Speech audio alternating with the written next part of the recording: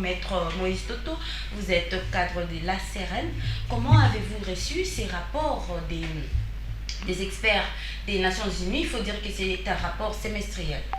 C'est un rapport semestriel, certes, mais ces rapports pour nous, pour la République démocratique du Congo, c'est un couteau à double tranchant. Puisque lorsque vous lisez les rapports dans sa globalité, il est vrai que les rapports citent l'Ouganda comme un pays qui appuie les M23, mais également ces rapports à plusieurs autres facettes, peut-être que je peux élucider avant d'en venir au sujet. C'est-à-dire que lorsque vous exploitez ces rapports, vous allez trouver que ces rapports parlent de l'utilisation des enfants par toutes les parties au conflit. C'est-à-dire que ce soit par les forces congolaises et que ce soit par les M23. Et c'est... On ne peut pas tout lire le rapport. On ne peut pas tout lire. On ne peut pas tout lire. Mais parmi les points saillants qui prouvent que ces rapports, c'est vraiment un rapport, c'est vraiment un couteau à double tranchant. Lorsque vous l'exploitez, vous allez également voir, je crois au début là où on parle de Wazalendo, comme une force qui a été appuyée par le gouvernement congolais, mais une force qui s'est enrichie par les pillages et par les assassinats. Et il est vrai aussi qu'on parle de la qualification. On a changé la qualification du rôle que joue le Rwanda, parce que dans l'ancien temps, on parlait de l'appui au M23, mais aujourd'hui, on parle de la présence d'hommes comme étant les meneurs de la guerre en République démocratique du Congo. Venons-en au fait, madame. Pour nous, c'est un secret de polichinelle aujourd'hui. L'on a dénoncé la présence des forces ougandaises en République démocratique du Congo. On a dénoncé les rôles que joue l'Ouganda en République démocratique du Congo. Mais puisque nous avons un gouvernement qui n'écoute pas, malheureusement, nous sommes dans un pays où tout le monde doit être un applaudisseur, puisque vous avez suivi, il y a un artiste musicien qui est passé aux médias, qui a parlé de la guerre et qui aujourd'hui est interpellé au parquet. L'on se demande si aujourd'hui, on est toujours aisé d'être en démocratie et de donner des points de vue. Puisqu'aujourd'hui, si vous n'êtes pas de l'UDPS, si vous ne dites pas Fachi Béton, c'est compliqué. Alors que nous sommes en réalité en guerre. Et dans une situation de guerre, il y a des individus qui ont prêté serment de nous protéger et qui doivent s'assumer. Les forces ougandaises, c'est le gouvernement congolais qui a invité les forces ougandaises à venir traquer les ADF.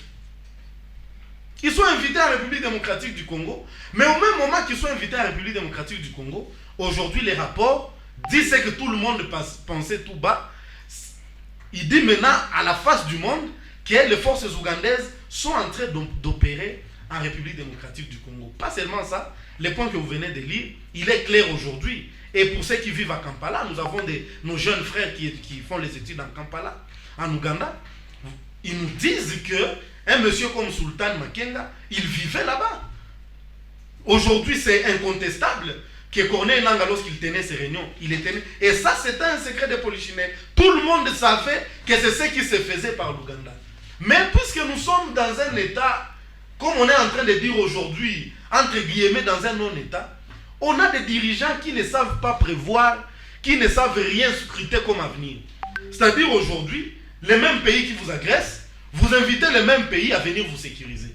Imaginez-vous, madame, vous avez un voisin qui a violé votre enfant, un voisin qui passe ses nuits à vous voler. Mais vous dites non, aujourd'hui je suis en insécurité, il y a un autre voisin qui me dérange, mais puisque vous avez montré votre force, venez me sécuriser pendant que c'est vous qui pillez chez moi et c'est vous qui violez mes enfants.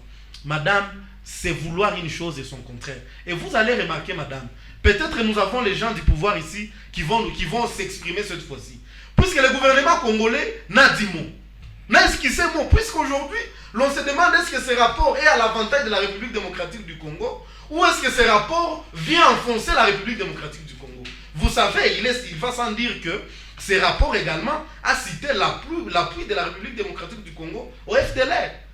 Maintenant, le gouvernement congolais qui voulait se frotter les mains, qui criait partout au complot, qui disait que tous les pays étaient en train d'agresser la République démocratique du Congo, que la communauté internationale ne voulait pas de la République démocratique du Congo. Mais maintenant, aujourd'hui, l'on se demande, est-ce qu'il faut qu'on dise que cette fois-ci, la communauté internationale a été de notre côté?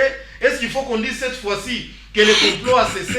C'est-à-dire qu'aujourd'hui, on est dans une cacophonie. On est dans un flou. Maître Moïse Toto, que doit faire la République démocratique du Congo? Parce qu'il y a encore un partenariat qui lie la République démocratique du Congo et l'Ouganda. Les partenariats est en cours. Madame, c'est le droit international. C'est très clair. C'est-à-dire, il y a ce qu'on appelle les contre-mesures. Si quelqu'un vient chez vous, il vous agresse, vous ne pouvez pas lui ouvrir la chambre et dire, vous êtes limité au salon, entrez maintenant dans la chambre. Il faut faire des contre-mesures. La République démocratique du Congo, on ne le dira jamais assez, devait rompre les rapports diplomatiques avec l'Ouganda.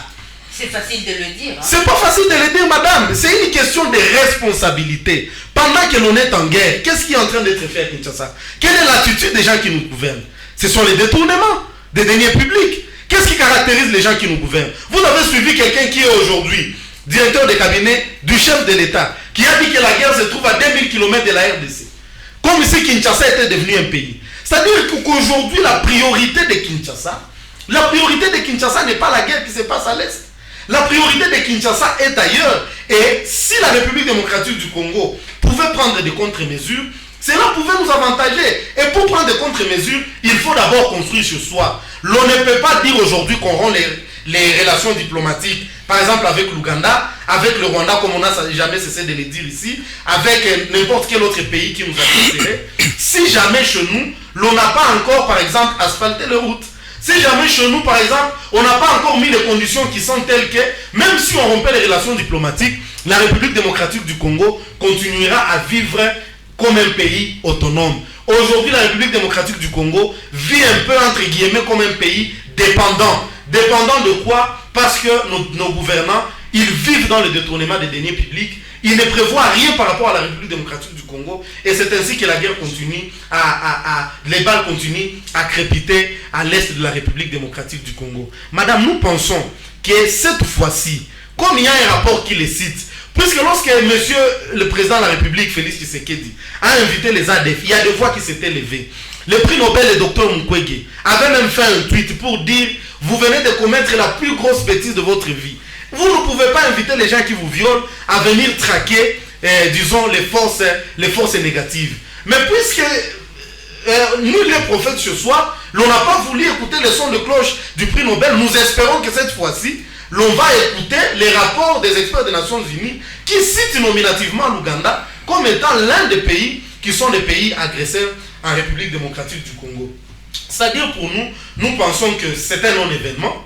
Déjà, puisque tout le monde savait que l'Ouganda était complice du M23, tout le monde savait que l'Ouganda opérait dans les secrets pour, n'est-ce pas, s'approprier certains territoires de la République démocratique du Congo. Et ce n'est pas seulement l'Ouganda. Madame, on dirait ici que je suis prophète des malheurs.